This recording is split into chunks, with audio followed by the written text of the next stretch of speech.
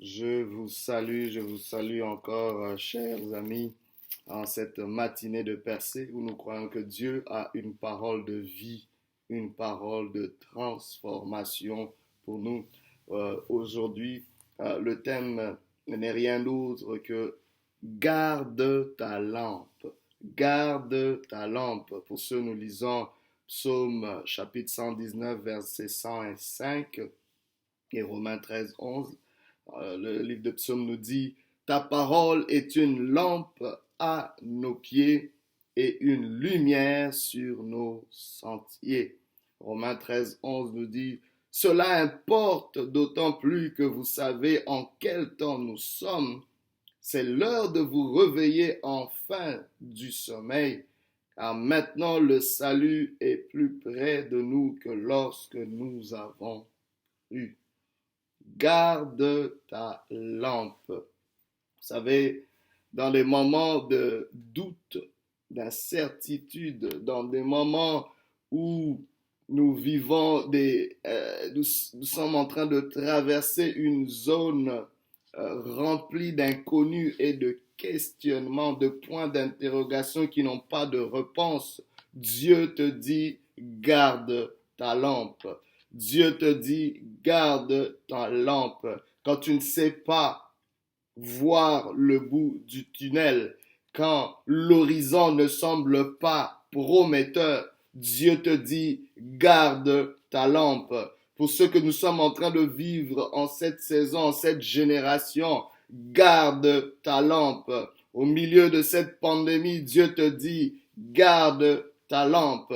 Au milieu des choses qui ne marchent pas, garde ta lampe. Pourquoi Dieu te le dit? Car ta lumière arrive. Ta lumière arrive. Il y a une lumière que Dieu peut seulement amener. Il y a une lumière que seul Dieu peut amener. Cette lumière ne viendra pas des hommes, mais elle viendra de Dieu lui-même. Il est la lumière. La Bible déclare que Dieu habite une lumière inaccessible. La Bible nous dit que tout don parfait et toute grâce excellente vient du Père de lumière en qui il n'y a ni changement ni ombre de variation. La Bible l'appelle la lumière du monde. Oh, c'est pour ça que la lumière n'a jamais été la responsabilité de l'homme. Oh bien-aimé, c'est Dieu qui maintient la lumière. Quand vous voyez le soleil, notre plus grande source de lumière aujourd'hui, personne ne peut contrôler le soleil. C'est Dieu qui gère cette lumière.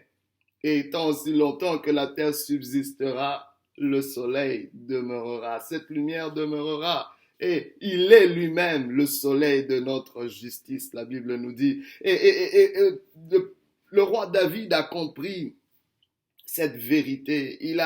En écrivant le psaume 119, au verset 105, il s'est arrêté, il a compris que la parole de Dieu est une lampe à ses pieds. Alléluia. Et lumière sur son sentier. Par là, nous devons comprendre que David vit des moments d'incertitude. David vit des moments où il ne sait pas vraiment où est-ce qu'il va s'en sortir. Imaginez-vous, adolescent et poursuivi par l'homme le plus puissant de la nation, le roi Saül. Écoutez, il a reçu l'onction royale, mais il ne sait pas s'il va survivre. Mais tout ce qu'il sait, c'est que la parole de Dieu est une lampe à ses pieds, une lumière sur son sentier. Mais j'aimerais te dire, c'est une formule que Dieu est en train d'établir, c'est une loi. Pour que cette lumière soit sur ton sentier c'est ta destinée, ton sentier c'est ton parcours, ton sentier c'est le long terme, ton sentier c'est cet avenir que tu n'arrives pas à maîtriser. Oh bien-aimé, ce n'est pas à toi de maîtriser cet avenir. En cette saison, tu es dans un mode où c'est Dieu qui doit contrôler ton avenir. Tout ce que Dieu te donne comme responsabilité, c'est garder ta lampe. Si tu peux avoir une lampe, la lampe t'éclaire juste au niveau de ton prochain pas. La lampe t'éclaire juste au niveau de tes pieds. La lampe t'éclaire juste au niveau de ta prochaine décision. La lampe t'éclaire juste peut-être au niveau de ta maison. La lampe t'éclaire juste au niveau de ce qui est essentiel. Dieu te dit, garde ta lampe. Ta lampe, c'est au niveau de tes valeurs. Ta lampe, c'est au niveau de tes standards. Ta lampe, c'est au niveau de tes motivations. Ta lampe, c'est au niveau de ta conscience. Ta lampe, bien-aimé, Dieu te dit, garde ta lampe. Si tu peux garder ta lampe, lui garantira la lumière sur ton sentier, sur le long de ton parcours. Tu seras surpris qu'en fin de compte, Dieu t'amène au port désiré. Et c'est quelque chose de puissant que Dieu continue à faire d'âge en âge. Ta lampe, la lampe. Mais qu'est-ce que cela veut dire aussi? Regardez, David n'a pas été le seul à comprendre ce concept. À travers les Saintes Écritures, on le voit. Et l'apôtre Paul dans Romains 13, verset 11, va le dire autrement. Il dit, cela importe d'autant plus que vous savez en quel temps nous sommes. Paul vivait des moments difficiles. Dans sa génération, il vivait des moments incertains. Il vivait des moments improbables. Mais il dit cette chose. Il dit, c'est l'heure, c'est le moment. Bien aimé, c'est important à un moment donné d'avoir la sagesse du temps. La Bible déclare que les fils d'Issachar avaient l'intelligence du temps. Ils savaient quoi faire à quel moment. Moïse va dire, apprends-nous à bien compter nos jours afin que nous appliquions nos cœurs à la sagesse. Sais-tu à quelle heure tu es? Sais-tu quelle heure il est dans ta destinée? Sais-tu quelle heure il est dans les nations? C'est important de le discerner. Vous savez, quand vous savez que c'est l'heure de se coucher, c'est pas le moment d'être actif. Quand vous savez que c'est l'heure de manger, c'est pas le moment de dormir. C'est un désordre, bien-aimé, que de nous accorder à des choses qui ne correspondent pas à l'heure dans laquelle nous sommes. La Bible déclare, il y a un temps pour toutes choses. Alors, l'apôtre Paul est en train de dire, c'est l'heure de vous réveiller en fin du sommeil. C'est le moment de l'éveil. C'est le moment de prendre conscience. C'est le moment d'être intéressé par Dieu. C'est le moment de réaliser certaines choses. C'est ça la lampe. Paul est en train de dire, c'est le moment de garder votre lampe. Être éveillé de son sommeil, être éveillé de l'inconscience spirituelle, être éveillé de toute complaisance morale, être éveillé de toute zone d'ombre, être éveillé de tout ce dysfonctionnement social, être éveillé de toutes ces choses qui nous ont caractérisés jusque-là. Peut-être que toutes tes façons de faire ont produit jusque-là, même si tu sais qu'elles n'étaient pas droites. C'est le moment de se réveiller de ce sommeil-là, de réaliser que non, je suis sous une mauvaise pente, c'est le moment de me ranger. Pourquoi Paul le dit? Il dit, car maintenant le salut est plus près de nous que lorsque nous avons cru. C'est-à-dire, le salut, c'est la lumière. Il dit, la lumière est proche. Vous savez, la lumière, même si elle tarde, elle arrivera certainement. C'est ce que Dieu a dit à Habakkuk. Il dit, grave cette vision, écris-la. Si elle tarde, attends-la, car elle s'accomplira certainement. Dieu rétablira l'ordre, Dieu guérira, Dieu pourvoira, Dieu agira. Et c'est une certitude. Et même dans les Saintes Écritures, il nous dit qu'il revient bientôt. Bien aimé, c'est pas une blague, il reviendra. C'est une certitude. Même si cela tarde, ça arrivera quand même. Mais vous savez, il y aura un moment où nous serons beaucoup plus proches que de cet événement-là. Nous sommes beaucoup plus proches que de ce salut. Nous sommes beaucoup plus proches que de cette lumière. C'est pour ça que je reviens encore avec David qui dit, ta parole est une lampe à mes pieds, une lumière sur mon sentier. Avant qu'elle soit une lumière sur notre sentier, elle doit être une lampe à nos pieds. Et Paul le dit, avant que Dieu amène son salut, il faut vous assurer d'être éveillé. Pourquoi? Être éveillé, c'est avoir une position où tu ouvres tes yeux. Voilà. C'est le fait de sortir de son sommeil, d'ouvrir ses yeux. Mais maintenant, ce qui est intéressant avec les yeux, les physiciens nous disent que l'œil n'a pas la capacité de voir autre chose que la lumière. Vous comprenez? Alors, l'œil ne peut voir que la lumière et l'œil ne peut voir que tout ce qui est exposé à la lumière. En d'autres termes, quand ton œil ne peut plus voir la lumière, ça veut dire que tu deviens aveugle. Tu es dans la noirceur, dans l'obscurité. Ainsi, maintenant, regardez, Dieu se présente comme étant la lumière du monde. Il se présente comme étant ce salut. Il se présente comme étant la lumière sur notre sentier. C'est-à-dire, à voir cette parole comme une lampe à nos pieds, c'est cette parole qui va éveiller notre conscience, nous ouvrir les yeux pour que nos yeux ne soient pas fixés sur nos circonstances, pour que nos yeux ne soient pas fixés sur les hommes, que nos yeux ne soient pas fixés sur nous-mêmes, mais que nos yeux soient fixés sur celui qui est la lumière, parce que c'est les seules choses que nos yeux peuvent vraiment voir, la lumière. Parce que si tes yeux ne sont pas sur la lumière, tout ce que tu vois est faussé. Tout ce que tu vois est hypothétique.